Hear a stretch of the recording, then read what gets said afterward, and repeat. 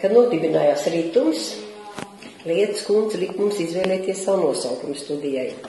Meitenēs teica, vajag nosaukumu, bet neviens nekādu ideju neteica. Un te es domāju, no ko? Ādiņa, ar ko strādājam, nāk no lopiņa. Lopiņš ganās pa zemi, pa ganībām. Zemi kā zemga. Līdz tam es biju dzirdējusi vīriešu vārdu zemgus, man tad ļoti patikās. Un radās tagad sieviešu vārdu zemga.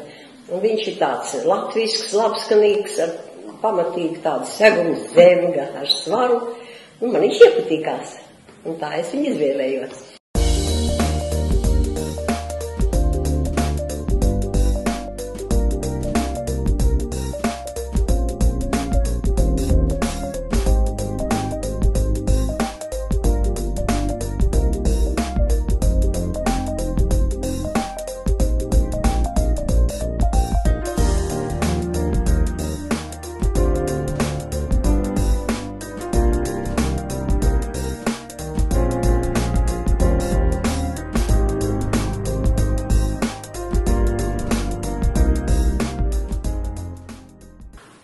Toreiz 90. gadu sākumā, lai iestātos kādā no lietišķās mākslas studijām, bija jāaiziet pirms sagatavošanas kursi, un tāda notika poligrāfiķu klubā. Vispirms mēs nokļuvām pie jaunās ādas mākslinieces Intas Putniņas, un vēlāk sākām darboties pie tāds daļmatmeistars studijas zemgu vadītājas pirmās Pāvs Osis.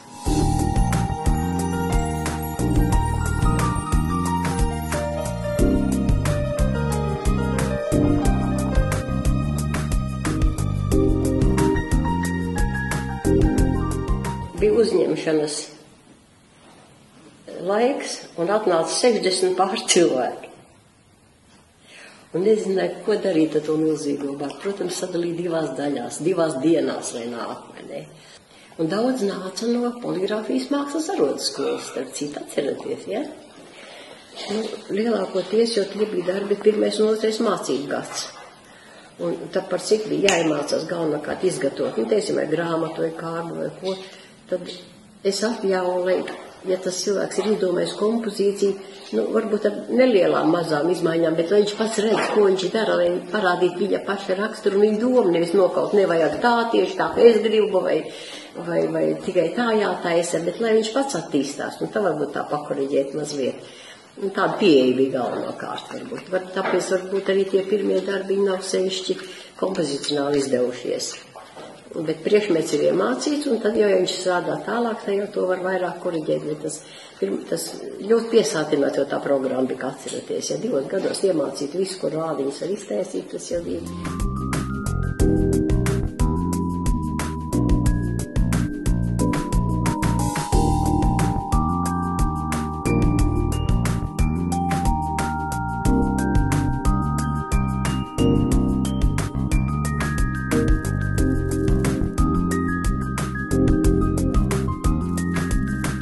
Vilnis Kazāks 1993. gadā palīdz atjaunot Latvijas amatniecības kameru. Patiesībā viņš ir šī projekta iniciators.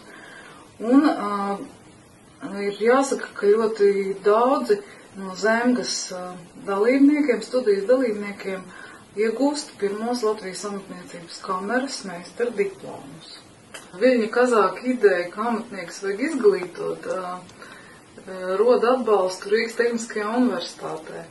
Un 98. gadā tiek noslēgts sadarbības līgums, kurā amatniekiem piedāvā tiek izveidota fakultāte amatniecības tehnoloģija un dizains. 2000. gadā daudzi no zemgas dalībniekiem, skaitā arī es, Agrita Krieviņa un daudz mūsu kolēģi iegūst bakalaura grādu, un mēs esam pirmais izlaidums, tātad amatnieki ar augstāku izglītību.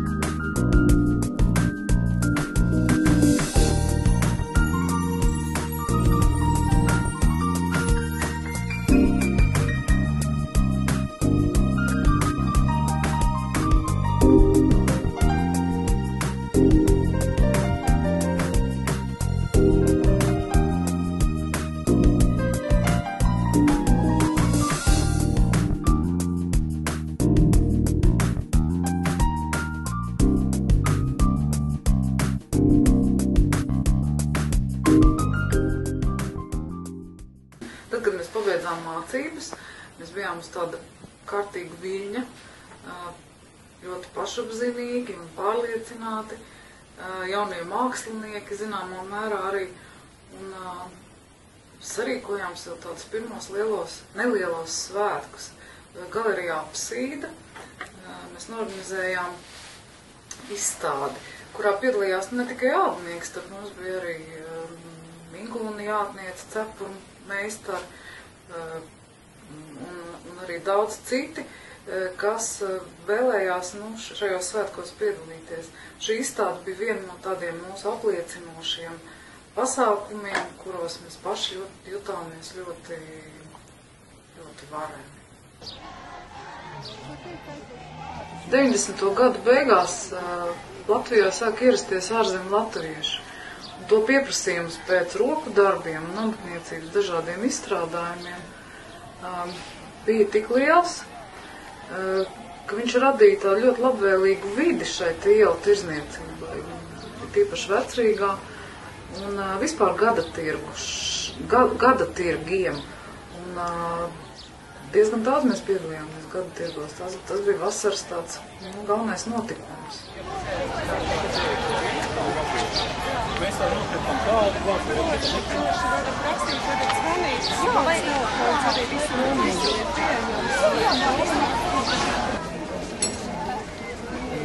Mākslinieks arī mierīgi. Viņš jau bija mierīgā uzteikti. Pēc varētu, kāpēc es gribētu būt mierīgi? Kas atrodzi?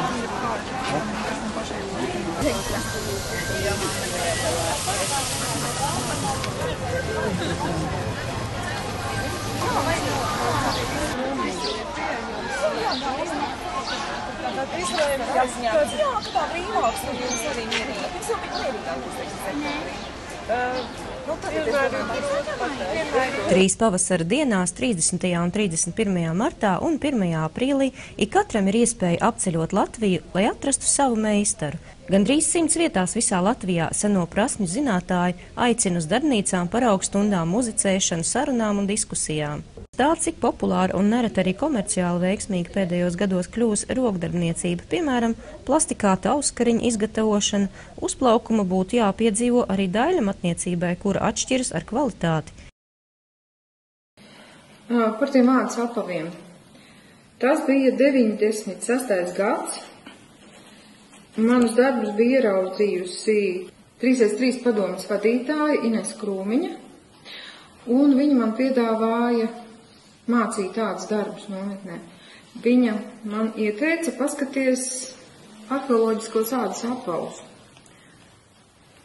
Un es sāku, absolūti neko par to nezinādama, ar vienu rakstu žurnālā Arheoloģija un etnogrāfija par Rīgas izrakuma apaviem. Un sāku mēģināt ne no kā. Līdz vasarai uztaisīju pāris zābaku pāris un ļoti sagatavojos vasarā tos apavus mācīt, un nevienam tas neinteresēja. Bet es pamazām sāku turpināt pati viņus taisīt, un šobrīd es jau esmu strādājis pār par 30 nometnēs šos gadus. Un apmācīt ir kaut kur tuvu pie 200 cilvēku, varbūt vairāk. Studiju laikā Tehniskajā universitātē bakalaura darbam es izveidoju publicēto arheoloģisko ādas lietu datu bāzi. Tā pieredze man ilgus gadus veidojās no literatūras un no interneta, jo pasaulē ir diezgan daudz rekonstruktoru kopas. Es skatījos viņu darbus, viņu pieredzi, un tas galvenais skolotājs bija darbs. Pagājušā gada ziemā man bija iespēja pastrādāt Rīgas kuģniecības vēstures muzejā fondos, kur atrodās lielākā daļa no vecīgā izraktajām ādas lietām. Kā rezultātā tika izveidota izstāde senajā klētī, kur apkopot šie pētījumi kopā ar paraugiem. Katra izstāde Dievam bija svētki, vairāk vai mazāk. Apskatīties, kas viss bija gadu laikā vai pusgadu laikā sarežots, iztaisīts. man tā izbrīnīja, ka kāds negribēja piedalīties. Bet kāpēc? Un tas ir tavu darba rezultāts, taču, ko te darīt, tas ir viens. Un otrs jau jātaisno man savu eksistenci, kāpēc es varu to pulsi, cik tā izstāde jau bija pierādījums un uztvervo tomēr.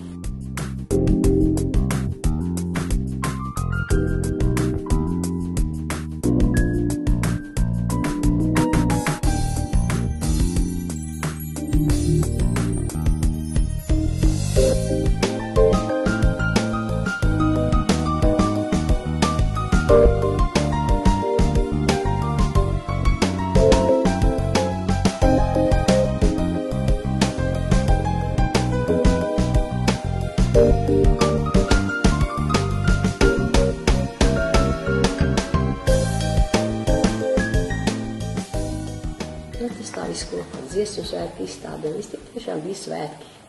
Tikmēr Rīgas Svētā Pētera baznīcā ir apskatām izstāde Neparastās mežģīnes. Izstāde savieno tautas mākslu un profesionāļus, dabu un amatniecības meistarību, pagātni un mūsdienas tehnoloģiju iespējas un ikdienišķus, dabiskus mežģīņu rakstus, pītus, sietus, vītus, locītus, šūtus pavadienu izstrādājumus, ko radījuši vairāk nekā 100 autori no 12 valstīm. Tam, kam jau patikās tomēr tā lieta, tas jau nāca līdz visur, nāca uz, kur mēs tālāk bijām.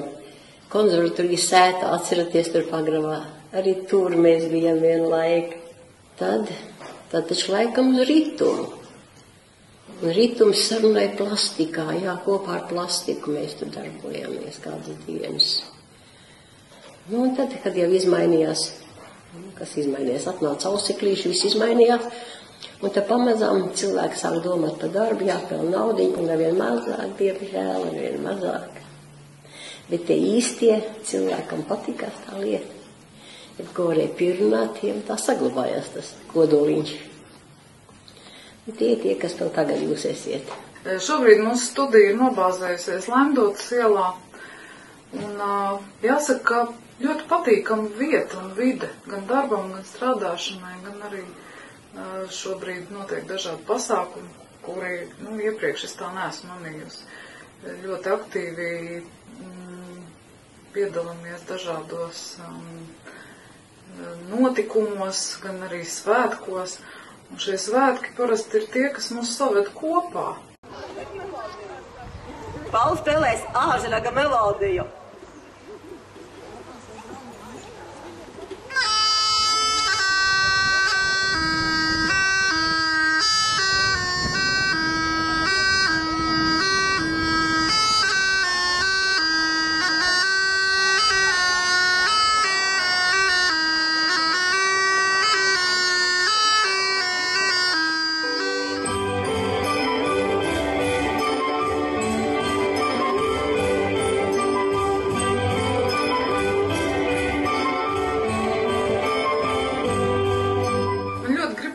Lai mēs lepojamies ar sevi, ar saviem nopelniem, ar savām spējām. Mēs tiešām esam šo to sasnieguši. Ne jau tikai studijas ietvaros, bet katrs no mums ir gājis arī savu ceļu.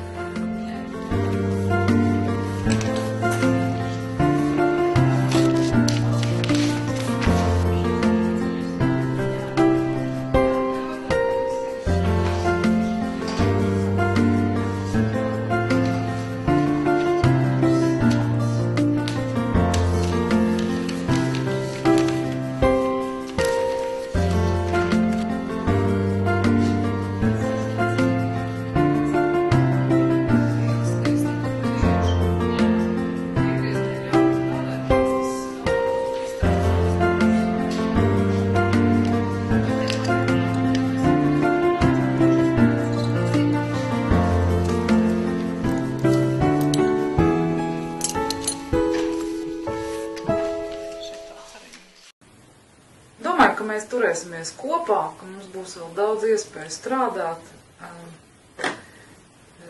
strādāt kopā un arī priecāties kopā. Paldies jums visiem, mīļie studijas dalībnieki. Es ļoti lepojos ar jums.